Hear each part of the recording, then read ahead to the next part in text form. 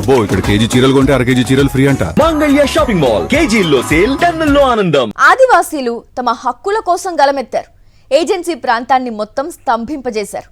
170 యాక్ట్ను పటిష్టంగా అమలు చేయాలని, జీవో నెంబర్ 3ను పునరుద్ధరించాలని డిమాండ్ చేస్తూ ఏజెన్సీ బంద్కు పిలుపునిచ్చారు.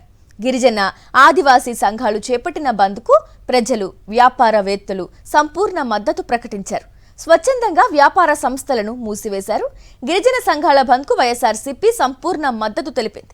బంద్ను విచ్ఛిన్నం చేసేందుకు కూటమి ప్రభుత్వం ఎన్ని ప్రయత్నాలు చేసినా అవి ఫలించలేదని, చంద్రబాబు ఇప్పటికైనా బుద్ధి తెచ్చుకుని మారాలని ఆ పార్టీ నేతలు సూచించారు. కూటమి ప్రభుత్వంపై గిరిజన ఆదివాసీ సంఘాలు గర్జించాయి. తమ హక్కుల సాధన కోసం ప్రభుత్వంపై పోరాటానికి శ్రీకారం చుట్టాయి.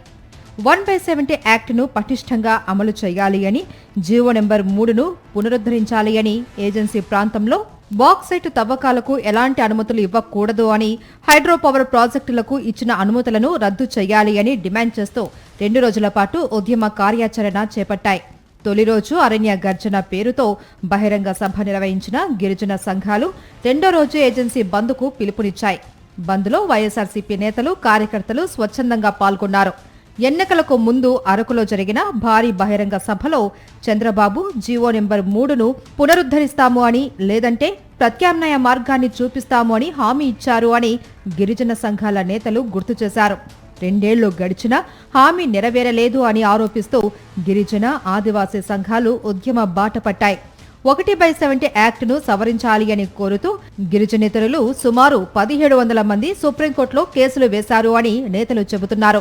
ఈ కేసులను సమర్థవంతంగా ఎదుర్కొనేందుకు ప్రభుత్వం కౌంటర్ పిటిషన్ దాఖలు చేయాలి అని డిమాండ్ చేశారు. సార్, గిరిజన ప్రాంతంలో ఉన్నటువంటి మా ఆదివాసీల రక్షణ కవచమైనటువంటి 170 యాక్ట్ని ఈరోజు నిర్వీర్యం చేయడానికి ఈ కూటమి ప్రభుత్వం కుట్ర పన్నుతుంది. ఈ పరిస్థితుల్లో మేము మా చట్టాలని కాపాడుకోవడం కోసం అన్ని ప్రజా సంఘాల పిలుపు మేరకు ఈరోజు వైఎస్ఆర్ కాంగ్రెస్ పార్టీ సంపూర్ణ మద్దతునిస్తూ ఈరోజు నిన్న ఒక బహిరంగ సభ ఏర్పాటు చేయడం జరిగింది. అదేవిధంగా ఈరోజు బంద్కి పిలుపునివ్వడం జరిగింది. ఏజెన్సీ ప్రాంతంలో బాక్సైట్ తవ్వకాలకు ఎలాంటి అనుమతులు ఇవ్వకూడదు అని గిరిజన సంఘాలు డిమాండ్ చేశాయి.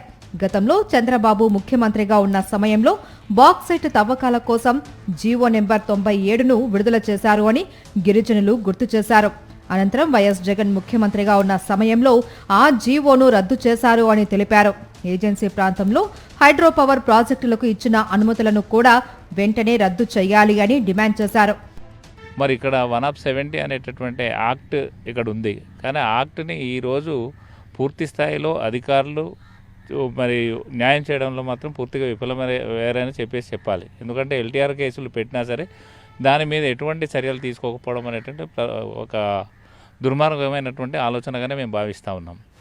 గిరిజనులు చేపట్టిన ఉద్యమాన్ని అణిచివేసేందుకు ప్రభుత్వం శతవిధాలా ప్రయత్నించింది అని వైఎస్ఆర్సీపీ నేతలు మండిపడ్డారు. బంద్కు మద్దతు ఇవ్వద్దు అంటూ అధికార టీడీపీ నేతలు వ్యాపారవేత్తలను బెదిరించారు అని, బంద్కు వారం రోజుల ముందు నుంచే ఉద్యమకారులపై తప్పుడు కేసులు బనాయించారు అని ఆరోపించారు. చంద్రబాబు ప్రభుత్వం ఎన్ని ప్రయత్నాలు చేసినా బంద్ను అడ్డుకోలేకపోయింది అని గిరిజన సంఘాల నేతలు తెలిపారు.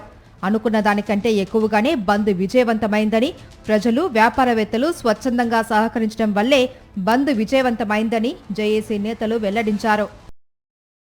మరిన్ని అప్డేట్స్ కోసం ఛానల్ను సబ్స్క్రైబ్ చేయండి. నోటిఫికేషన్స్ కోసం బెల్ ఐకాన్ పై క్లిక్ చేయండి.